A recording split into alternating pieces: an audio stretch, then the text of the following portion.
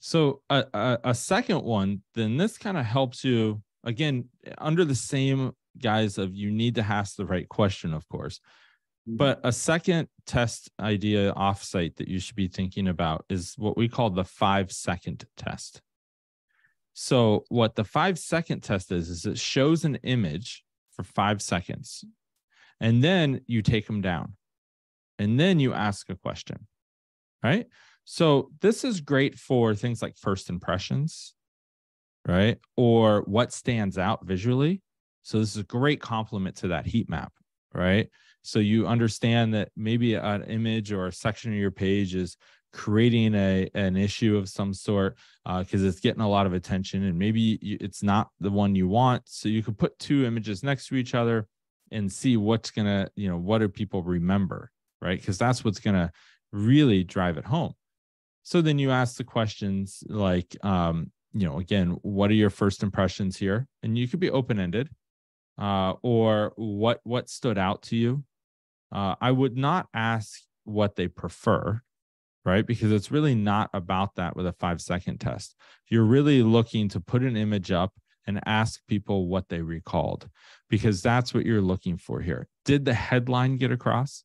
Do they understand what the product is good for?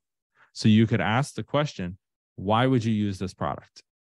Leave it open-ended like that. And if your headline on the image said something like, the best 2-person tent, camping tent for cold winter nights, and then had an image of a tent in some snow, you took it down and you asked that question, people should very clearly answer, oh, it's a tent for sleeping overnight in cold weather.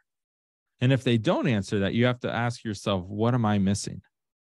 Now, all of these together, both on-site, off-site, all the things we've talked about today, are all really to help you, I like to say, read the label from inside the jar. You are so close to your products. You're so close to the imagery. You're so close to the copy that you know all the answers, right? You wrote the test. You know the answers.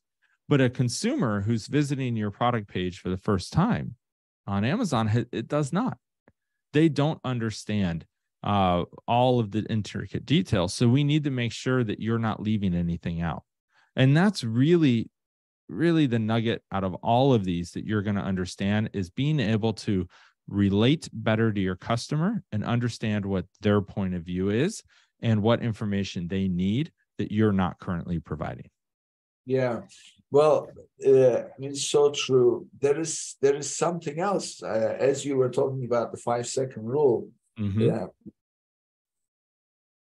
better be careful who you are doing that test with, because there are some people, like, for example, if you want to get into the FBI or the CIA, and you want to be a spy or an intelligence-related guy, they put you in a room and leave you there for a short period of time, and then they take you out, and then they start asking, tell us about what color was the walls, how many pictures were hanging. So I mean, there are some people who are trained to really pick up on so many little details. So you better not be conducting this test with such people, right? Yeah. Well, let's put it this way. One, I think that community of FBI agents, et cetera, is probably pretty small, right? Yes. I also think that the community of representative sample of those on Amazon is what you're going for, right? And that would include the FBI agent community, right? It would include people who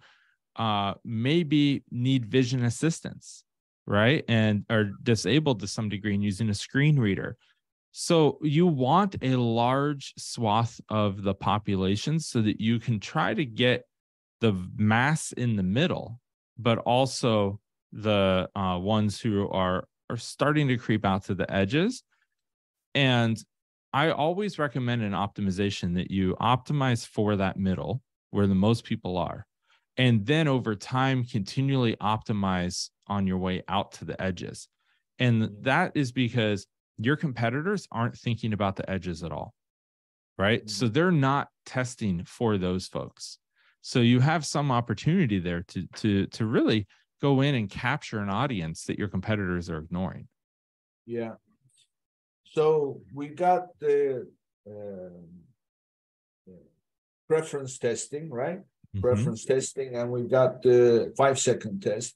Anything else you can share with us only off Amazon? Well, I think those are the two big ones that are really relevant to Amazon. And I think, there's, again, I encourage people to use all of these for competitive testing. I think that competitive research can make a big difference. And I think a lot of people aren't using it in that way. I also encourage people to test small things and large things, right? So do these optimization tasks with small tests down to one image or where you're testing against multiple images. Also, test, complete copy changes. Run user test or heat maps on complete changes of the page layout as much as Amazon will allow you, right? But think about all the variables and permutations of how you can change this page and test it with where you're changing a headline and an image, or not a headline, but the image, etc. You could test ad nauseum. So I really recommend you start with the big items and work your way down to smaller challenges. Or if you have a suspicion, for some reason, maybe user testing told you that consumers aren't reading a headline and they're missing some critical information, fix that and then validate it with more user testing. John, I just thought of an idea. We do this with my clients when I'm working with them.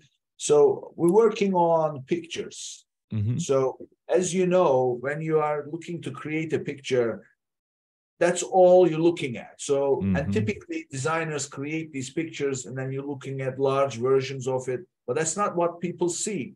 Most important, that's not the way picture appears in the search results. So what I do typically is I say, okay, let's see if this is going to work. So I say, go do a search for your product. And then suddenly up comes the search results. I take the screenshot of that page.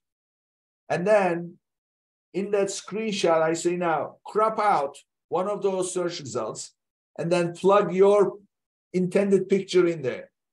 That's how your search is going to look.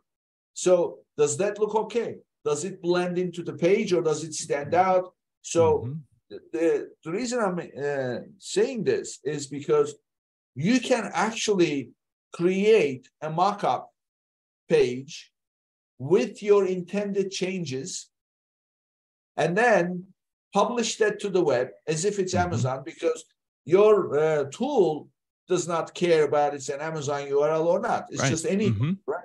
Exactly. So basically create that Amazon page as a mock-up as it would look with your intended changes, and then plug into your tool and see what the heat map shows before you do anything, right? That's exactly it. And again, that's why you use all of these in conjunction, because you're able to test different things, do some more quickly than others and more cost effectively than others, but you want multiple data points in the end. And so as you say, it can be really valuable, but you have to use it. You have to test. And if you're just ignoring this, you're going to get left behind pretty quickly. Well, I mean, this is always the same. One thing to know, you are going in the right direction. If you're going from A to B, and then let's say there are no road signs, you are out there in the wilderness. Well, you don't just look at your compass and say, okay, I'm going to go in this direction at the beginning and then never look at it again, right? So you keep looking at it. So yes, very much so. That's the way to use data. You have to keep looking at your data, make sure, and this is the same thing with your optimization. Well, this is a great conversation, and I love the subject of conversion because that addresses everything, and what you shared with us is so valuable.